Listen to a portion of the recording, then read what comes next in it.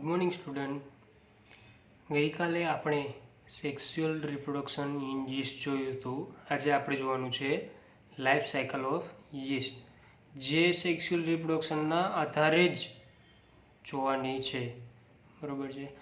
તો ગઈકાલે જે આપણે રિપ્રોડક્શન જોયું હતું એના જ રિપીટેશન દ્વારા 3 પ્રકારની લાઈફ સાયકલ જોવા મળે છે.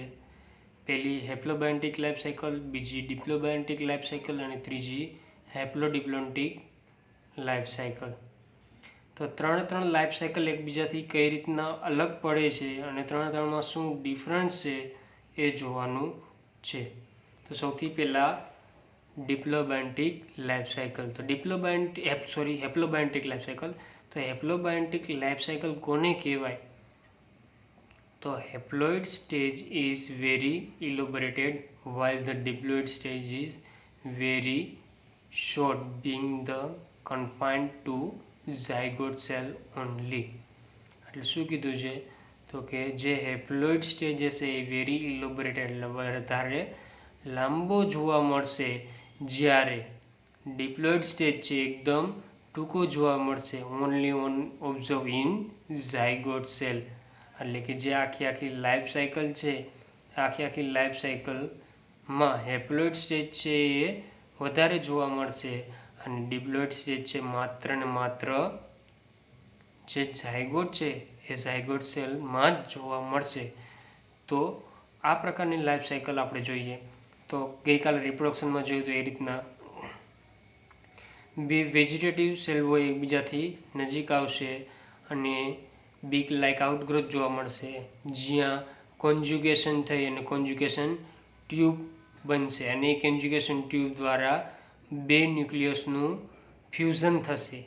એ બે ન્યુક્લિયસનું ફ્યુઝન થઈ જાય તો એમાંથી બે હેપ્લોઇડ જો અહીંયા બે હેપ્લોઇડ સેલ છે તો એના ન્યુક્લિયસ પણ હેપ્લોઇડ હશે. તો એ બંને haploid ન્યુક્લિયાઈ both haploid nuclei fuse to each other and produce diploid nucleus and diploid cell.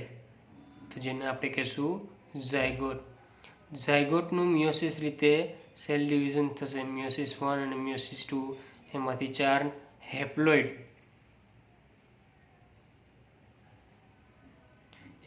4 haploid nucleus produce થશે, જેને એસ્કોસ્પોર કહેવાશે અને આખા સેલને એસ્કસ કહેવાશે. ઝાયગોટનું મિયોસિસ રીતે સેલ ડિવિઝન થવાથી એસ્કસ બનશે, જેની અંદર હેપ્લોઇડ એસ્કોસ્પોર હશે. એ હેપ્લોઇડ એસ્કોસ્પોર છે એમાં વોલ ફોર્મેશન થઈ જશે અને વોલ ફોર્મેશન દ્વારા 4 આપણે વેજીટેટિવ હેપ્લોઇડ સેલ જોવા મળશે. તો આ હતી હેપ્લોબાયોન્ટિક લાઈફ સાયકલ. હેપ્લોબાયોન્ટિક લાઈફ સાયકલ શું કામ કહેવાય?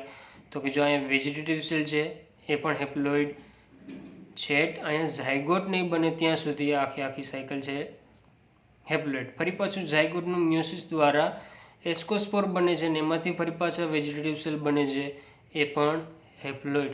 એટલે કે આખી લાઈફ સાયકલમાં તમે જોશો તો માત્ર ને માત્ર જે ઝાયગોટ છે એ જ ડિપ્લોઇડ જોવા મળે છે, બાકી બધા સ્ટેજ આપણે હેપ્લોઇડ જોવા મળે છે. માત્ર ને માત્ર જે ઝાયગોટ છે એ જ ડિપ્લોઇડ જોવા મળે છે, બાકી બધા સ્ટેજ આપણે બધા સ્ટેપ છે એ હેપ્લોઇડ ઇન નેચર જોવા મળે છે. એટલે કે યીસ્ટ સેલ લાઈફ સાયકલ દરમિયાન જે મોટા ભાગનો સમયગાળો છે એ હેપ્લોઇડ ઇન નેચરમાં ગાળે, જ્યારે શોર્ટ પીરિયડ એટલે કે ઝાયગોટ છે એટલો જ સમય છે ડિપ્લોઇડ ઇન નેચરમાં ગાળે. તો એવી જ લાઈફ સાયકલને આપણે હેપ્લોબાયોન્ટિક લાઈફ સાયકલ કહેશું. હવે બીજી છે diplobiontic life cycle.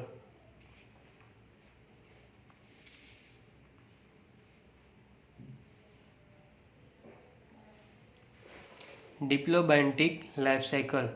So in this case, diploid stage is longer duration, hence the haploid stage is shorter only on ascospore, known as diplobaiontic life cycle. એટલે કે આમાં શું હશે? તો કે જે ડિપ્લોબાયોન્ટિક લાઈફ સાયકલમાં ડિપ્લોઇડ ફેઝ લાંબો હશે, ડિપ્લોબાયોન્ટિક લાઈફ સાયકલમાં ડિપ્લોઇડ ફેઝ લાંબો હશે અને હેપ્લોબાયોન્ટિક લાઈફ સાયકલમાં હેપ્લોઇડ ફેઝ લાંબો હશે.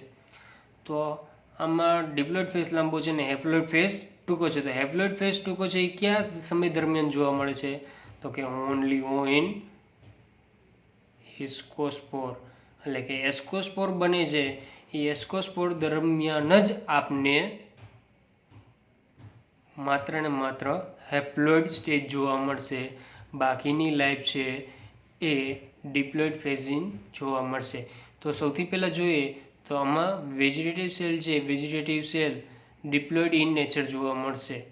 જે વેજીટેટિવ સેલનું જ ડાયરેક્ટ મિયોસિસ રીતે સેલ ન્યુક્લિયસ ડિવિઝન થશે અને જેમાં એસ્કોસ્પોર બનશે.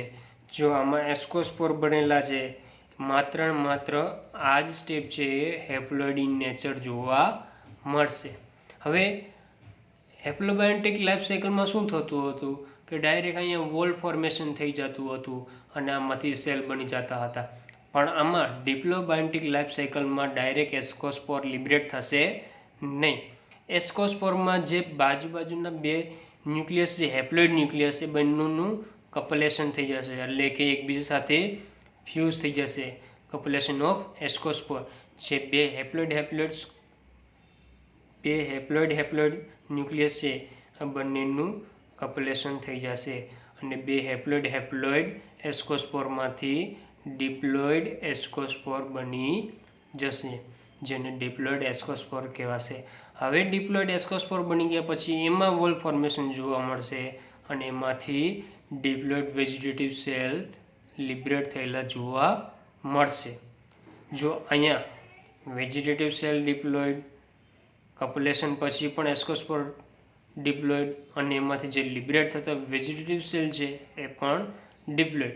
માત્ર ને માત્ર આ લાઈફ સાયકલમાં માત્ર ને માત્ર જ્યાં એસ્કોસ્પોર આવે છે એ એસ્કોસ્પોર દરમિયાન અથવા તો એસ્કસ દરમિયાન જ આપને હેપ્લોઇડ ફેઝ જોવા મળે છે, એટલે કે diploid phase is long while haploid phase is shorter. જો હેપ્લોઇડ ફેઝ શોર્ટ હોય અને ડિપ્લોઇડ ફેઝ લોંગ જોવા મળે તો એવી લાઈફ સાયકલને આપણે કહીશું ડિપ્લોબાયોન્ટિક લાઈફ સાયકલ. હવે આવશે હેપ્લોડિપ્લોન્ટિક.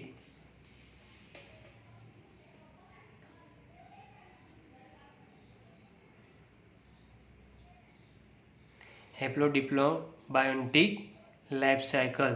તો આમાં in this case both haploid and diploid stage are represented equally in life cycle is known as haplodiplobiontic life cycle. એટલે કે આમાં હેપ્લોઇડ ફેઝ અને ડિપ્લોઇડ સ્ટેજ બંને કેવા હશે? ઇક્વલ ઇન ટાઈમ અથવા તો ઇક્વલ ઇન ફેઝમાં જોવા મળશે. જો લાઈફ સાયકલ દરમિયાન હેપ્લોઇડ અને ડિપ્લોઇડ બંને સ્ટેજ છે ઇક્વલ ઇન જોવા મળે તો એને હેપ્લોડિપ્લોબાયોન્ટિક લાઈફ સાયકલ કહેવાય. સૌથી પહેલાં જોયું હેપ્લોબાયોન્ટિક, તો એમાં હેપ્લોઇડ ફેઝ લાંબો હતો. બીજું જોયું ડિપ્લોબાયોન્ટિક, જેમાં ડિપ્લોઇડ ફેઝ લાંબો હતો. હવે આપણે જોવાનું છે હેપ્લોડિપ્લોબાયોન્ટિક લાઈફ સાયકલ, જેમાં haploid and diploid both phase are equal in represent. તો એમાં સ્ટાર્ટ કરીએ તો એમાં બે હેપ્લોઇડ વેજીટેટિવ સેલ છે એનું કપલેશન થશે, ફ્યુઝન થશે વાયા બિગ લાઇક આઉટગ્રોથ. એમાંથી ઝાયગોટ પ્રોડ્યુસ થશે. હવે જે હેપ્લોઇડ સેલ જે વેજીટેટિવ સેલ એના ફ્યુઝન દ્વારા ડિપ્લોઇડ ઝાયગોટ પ્રોડ્યુસ થયું. હવે ડિપ્લોઇડ ઝાયગોટનું ડાયરેક્ટલી મિયોસિસ રીતે ડિવિઝન થશે નહીં. એનું ડિપ્લોઇડ ઝાયગોટ બન્યો છે એનું ગ્રોથ થશે. ગ્રોથ થયા પછી બડિંગ એન્ડ ફિઝન ટાઈપ વેજીટેટિવ રિપ્રોડક્શન જોવા મળશે અને બીજા એના જેવા ઘણા બધા cell diploid in nature yeast cell produce કરશે. અહીંયા સુધી સેમ કે હેપ્લોઇડ ફેઝ જોવા મળે છે. હેપ્લોઇડ ફેઝમાં ફ્યુઝન થઈ અને ડિપ્લોઇડ ઝાયગોટ બને છે. હવે ડિપ્લોઇડ ઝાયગોટ બની ગયા પછી ફરી પાછું ડાયરેક્ટલી મિયોસિસ રીતે ડિવિઝન થતું નથી અને હેપ્લોઇડ બનતા નથી. એનું શું થશે તો કે એ સેલ ગ્રો થશે. ગ્રો થઈ ગયા પછી બડિંગ એન્ડ ફિઝન ટાઈપ રિપ્રોડક્શન જોવા મળશે અને એના જેવા જ ડિપ્લોઇડ યીસ્ટ સેલ ઘણા બધા પ્રોડ્યુસ થયેલા જોવા મળશે. હવે આ બધા સેલ છે એ પોતે એસ્કસ તરીકે વર્તશે. જે આ બધા સેલ બનેલા છે એ બધા સેલ પોતે ઇન્ડિપેન્ડલી એસ્કસ તરીકે, આમાં ફક્ત એક જ સેલ બતાવેલો છે પણ આ બધા સેલ છે ઇન્ડિપેન્ડન્ટલી એસ્કસ તરીકે વર્તશે અને બધા સેલની અંદર મિયોસિસ રીતે ડિવિઝન જોવા મળશે અને બધા સેલની અંદર આ રીતના 4 એસ્કોસ્પોર જોવા મળશે. હવે 4 એસ્કોસ્પોર જોવા મળ્યા છે એ પાછા કેવા હશે? Haploid in nature. કેવા હશે પાછા? Haploid in nature.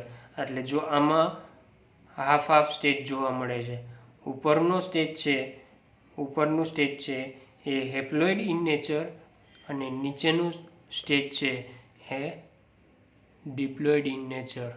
એટલે કે સેલ પોતાની અડધી લાઈફ હેપ્લોઇડ સ્ટેજમાં જોવા મળશે અને સેલની અડધી લાઈફ છે એ ડિપ્લોઇડ ઇન નેચરમાં જોવા મળશે. આ રીતના બંનેનો ટાઈમ સરખો હોવાના કારણે આ પ્રકારની લાઈફ સાયકલને હેપ્લોઇડ ડિપ્લોબાયોન્ટિક લાઈફ સાયકલ કહેવામાં આવે. એમાં હેપ્લોઇડ ફેસ પણ સરખો જોવા મળશે અને ડિપ્લોઇડ ફેસ પણ સરખો જોવા મળશે. બંને સ્ટેજ ઇક્વલી પ્રેઝન્ટ થયેલા હોય છે. આ હતા 3 ટાઈપના લાઈફ સાયકલ: હેપ્લોબાયોન્ટિક, ડિપ્લોબાયોન્ટિક અને હેપ્લોડિપ્લોબાયોન્ટિક લાઈફ સાયકલ. Thank you.